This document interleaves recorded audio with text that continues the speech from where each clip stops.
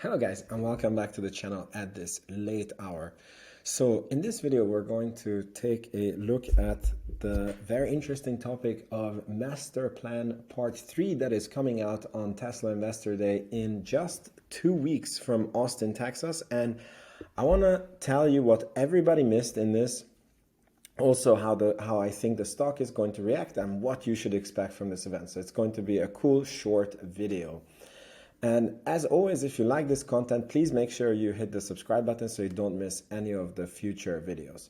So what has everybody missed? So in my opinion, Tesla Master Plan is not fully finished, and it's very unlike when Master Plan 2 was announced, because when Master Plan 2 was announced, every step of Tesla Master Plan 1 was finished. And I think that this master plan is going to be more like a master plan 2.5, and let me show you what I mean. This is Tesla's master plan part 2, and here you can see he mentions what was in part 1, which is create a low volume expensive car, then 2, use the money to develop medium volume medium expensive, and use that money to do an affordable high volume car and provide solar power, right? And this was all done by the time when this was released, which is July 2016.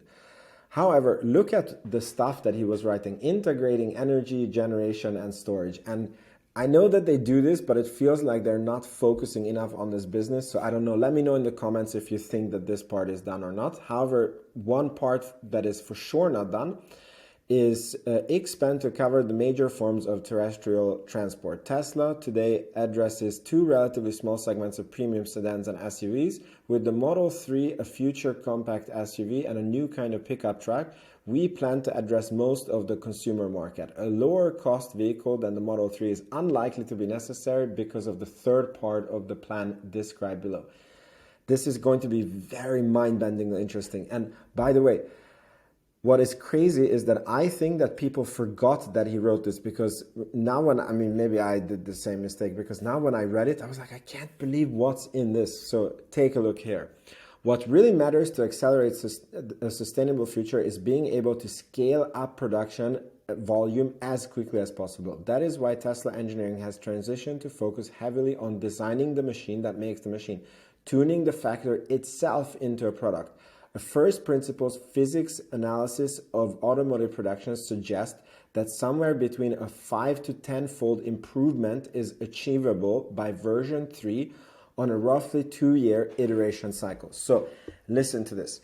So I really want to know, what is your opinion? Does he mean price reduction 5 to 10-fold, or does he mean time reduction or investment reduction? Or is it all of these combined?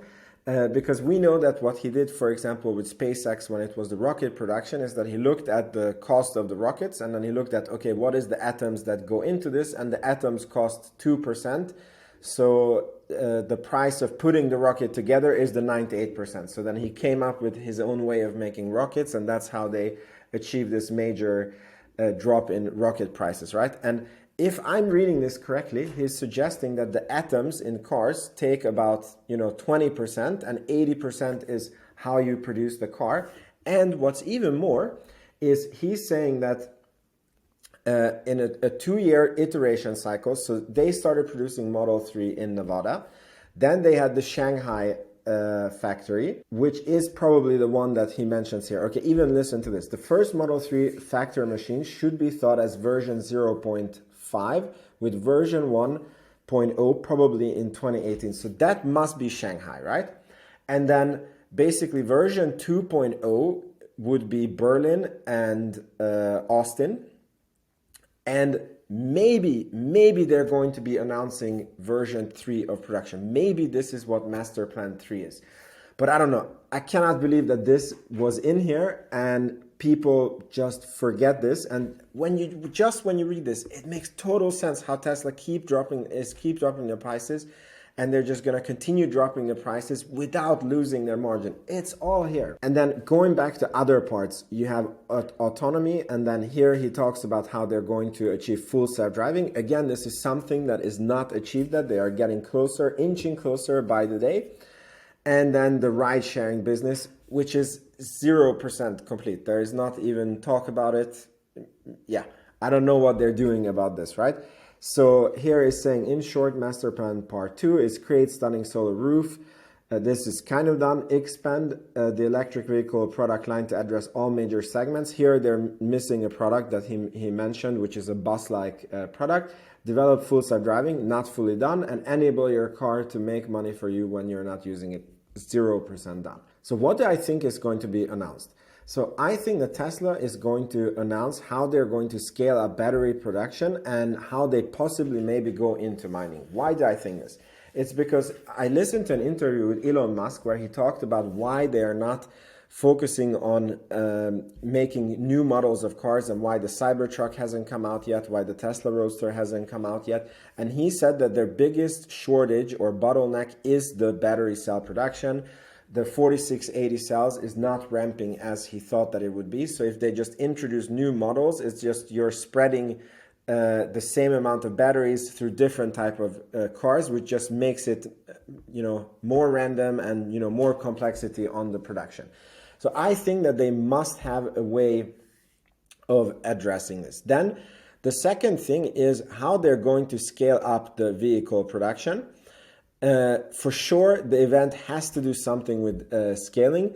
Musk hinted at a new platform. Is it the Model 2 that was designed, around autonomy, or is it this version 3 of the factory that is just going to pump out cars with, even a massive price drop from what they have today? Or is it the urban transportation one that has been missing from the master plan part 2? And are they maybe going to announce more gigafactories? And I have to show you something here. This is the event invite, and this is a montage of different. It's actually one picture that is copy and pasted many times.